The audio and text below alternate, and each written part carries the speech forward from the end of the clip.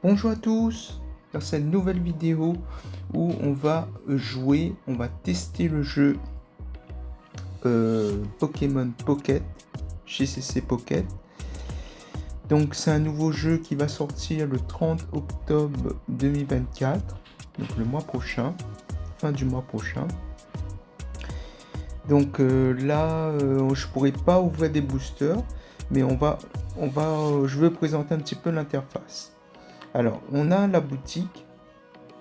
Donc, dans la boutique, avec la monnaie du jeu, donc c'est la monnaie intégrée. Donc, on peut acheter différentes choses, des sabliers de booster. Donc là, par exemple, pour ouvrir un booster, il me faut 4. Donc, si j'achète 6, normalement, je peux ouvrir un booster. Donc, je vais acheter, juste pour voir, pour tester.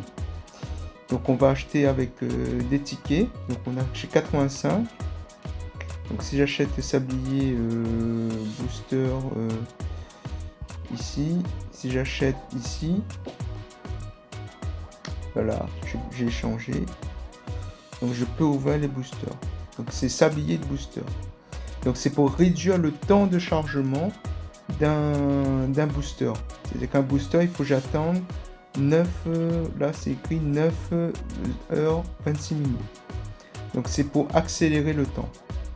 Donc si je veux ouvrir un booster, par exemple Dracofeu, donc j'ouvre un booster Dracofeu, donc il me faut 10 sabliers de temps. Donc voilà l'interface. Voilà, donc on a plusieurs boosters, donc on choisit le booster qu'on veut. Donc on peut choisir d'ouvrir soit à l'envers ou à l'endroit. Mais la différence c'est que si j'ouvre à l'envers, l'ultra sera la première carte, parce que ce sera retourné, ce sera à la fin, l'ultra rare. Donc on sera spoilé tout de suite. Tandis que si on veut garder le maximum de suspense, on ouvre à l'endroit, pas à l'envers. Donc là j'ouvre mon booster et je regarde quelle carte j'ai. Ouh, j'ai un Galopard AR. Donc ça, je crois, le taux de chance, on verra juste après. Le taux de chance d'avoir une AR. Donc une AR, c'est une carte full art alternative. Donc je dis alternative parce que l'artwork est différent. Elle prend toute la carte. Et c'est des cartes exclusives au jeu. C'est-à-dire que vous ne pouvez pas avoir... Là, on a la possibilité de tourner la carte. Donc c'est un jeu de collection en fait avant tout. Donc c'est pour collectionner les cartes. Donc cette carte je l'avais déjà, parce que c'est pas écrit nouveau. Donc je vais vous montrer les taux de drop. Alors pour avoir chance d'obtention, ici en bas à gauche. Alors les boosters communs, donc on a 99,95% de chance d'avoir un booster commun. Et un booster rare, c'est 0,05%. Donc c'est vraiment minime pour avoir un booster rare. Donc les communes, c'est à peu près 100%. Donc on a forcément des communes. Donc on voit 2% de chance d'avoir des communes. Probabilité d'inclusion à la quatrième carte. Donc à la quatrième carte, on peut avoir une carte couronne. C'est une carte ultra rare, donc si je puisse dire, parce que c'est des cartes où on peut avoir uniquement avec des boosters rares, et le taux de drop c'est de 0,013%. Donc on a le Dracofeu couronne, Pikachu gold, et ça c'est les cartes gold, en fait les cartes couronne. Après on a 0,22% de chance d'avoir une X, Dracofeu X alternative. Les full art, donc on voit qu'on a 0,05%. Donc c'est très minime aussi pour avoir les full art. J'ai pas eu une seule full art jusqu'à présent. Et après, et les AR, on voit que c'est 0,3%. Donc par exemple ce Galopard là, on voit que c'est 0,32%. Donc c'est assez rare quand même. Mais on peut obtenir facilement. Voilà. Après, on a la cinquième carte, donc on voit que les chances sont un peu plus fortes à la cinquième carte. Quatrième carte, c'est un peu plus compliqué. À la 5e carte, c'est la dernière carte. Parce que en fait, quand on ouvre un booster, on a 5 cartes. Et on voit qu'on a plus de chances d'avoir une ultra rare. Voilà. Donc on va faire un petit combat. Donc les combats, c'est assez simple. Hein, c'est comme le TCG Online. C'est assez simple. Là, on a des decks. Donc on monte des decks. Donc on a possibilité d'avoir des decks auto. Hein. C'est-à-dire que je génère un deck automatiquement par le type, sélectionné. Donc, par exemple, là, j'ai utilisé un deck feu. Donc le deck a été généré directement par l'intelligence artificielle. Allez, c'est parti. On va faire une petite partie solo. Donc on va faire une petite partie. On va combattre. Allez, on va combattre un deck Inolove. C'est parti avec le deck feu. Allez. Alors là, on a possibilité de mettre en auto. Donc moi, je vais mettre en auto, juste pour vous montrer les subtilités de l'IA. Hein. Donc c'est automatique. Mais lorsqu'on fait des combats avec des vrais joueurs, on n'a pas possibilité de mettre en auto. On est obligé de combattre manuellement. Donc là, j'utilise une Pokéball. C'est vraiment simple le jeu. Hein. C'est vraiment simple par rapport au vrai TCG online, le TCG Pokémon. Hein. C'est beaucoup plus complexe, beaucoup plus de stratégie aussi. Là, c'est beaucoup plus simple. Donc, je vous laisse admirer la partie, de regarder, d'assister. Donc là, j'ai un Reptincelle. Donc, j'ai Dracofeu, il manque Salamèche. Donc là, je charge en énergie. Donc, chaque tour, j'ai une énergie qui se charge automatiquement. Donc là, il me fait 20 dégâts, 10 dégâts, pardon. Donc là, j'ai un Ponyta. Donc j'ai un Galopa aussi. Donc là, je vais réserver principalement pour un Salamèche.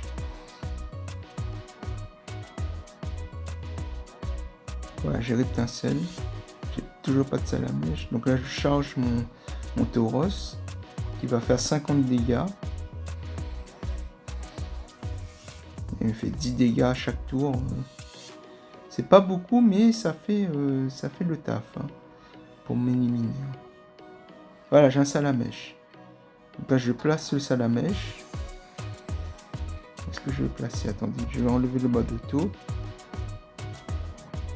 Je vais enlever le mode auto parce que il n'a pas placé le Salamèche automatiquement. Vous voyez que des fois, il faut passer en manuel. Hein, parce que l'IA, généralement, ne gère pas bien. Des fois, pas généralement, des fois, il ne gère pas bien Donc là, j'ai un Salamèche. Donc là, j'attaque. Ah, j'ai pas chargé. J'ai pas chargé en énergie. Bon, c'est pas grave. De manière, j'ai l'avantage. Allez, c'est parti. Il charge son Ramolos. Il me fait 20 dégâts cette fois-ci, le de duo. Je vais pas tarder à battre en retraite. Ouais, je vais battre en retraite. Je vais placer mon Magmar en position active. Donc je vais faire évoluer mon Salamèche en Reptincelle pour le faire évoluer en Dracofeu par la suite. Et là, j'utilise mon point Magmar qui fait 50 dégâts. Et là, je suis obligé de passer en manuel. Hein. L'auto, il gère pas bien. Et c'est parti. Donc là, je charge. J'ai un Dracofeu. Donc je le fais évoluer en Dracofeu. Je charge mon Dracofeu et j'attaque. Voilà, j'ai déjà 2 points. Donc oui, j'ai oublié de vous dire, au bout de 3 points, eh ben, j'ai gagné la partie. Voilà, tout simplement. C'est vraiment simple les règles. Hein. Il n'y a vraiment pas de notion de stratégie à comprendre. C'est automatique. Allez, là il me fait 30 dégâts. Je vais switcher. Je vais placer mon Carnartichaud. Allez, je charge mon drapeau feu et j'utilise coup de nom. Au prochain tour, je pourrais placer en Pokémon actif mon Dracofeu pour faire le maximum de dégâts.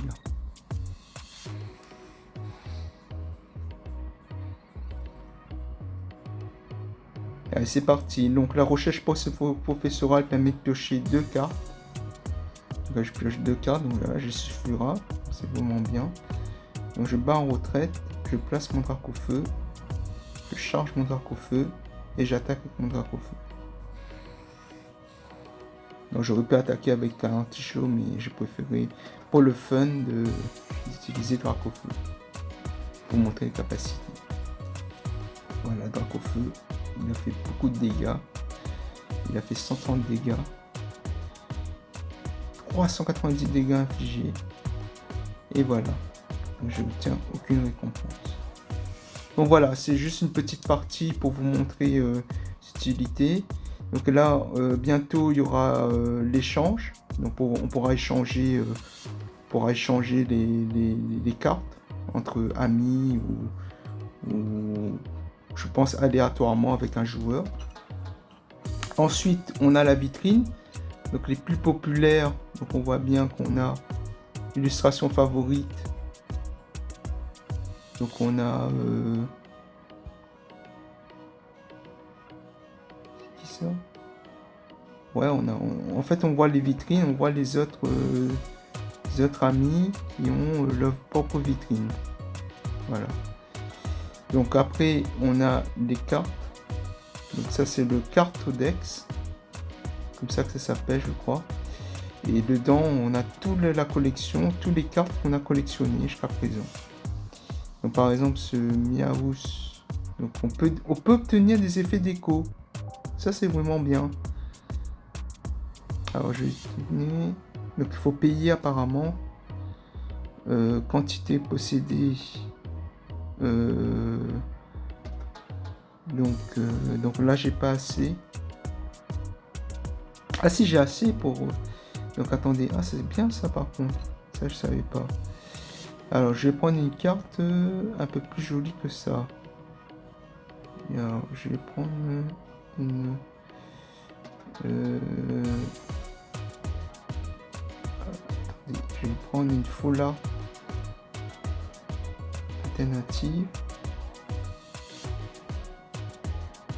Je sais pas si je trouve. Ah voilà, j'ai Galopa. Ortide, Galopa. Allez, on va prendre Galopa. Allez, on va faire obtenir des effets d'écho. C'est pour améliorer la carte. Donc on voit j'ai 4230. Donc je peux le mettre en flamme. Je vais mettre plutôt des roses. On va échanger. C'est parti.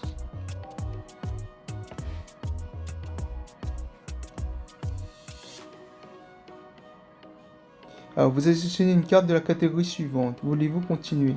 Carte de rareté, donc c'est 4 losanges ou plus. Carte promo.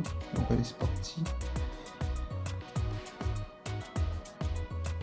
Allez, qu'est-ce qui se passe? Donc là, on a la carte. C'est un filtre. Et ouais, on a des petites roses. Donc, attendez, qu'est-ce qui se passe?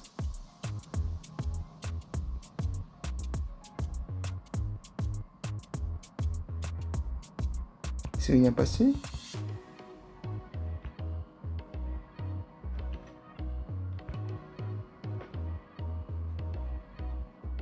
Bon, ben voilà, je la déco. Hein.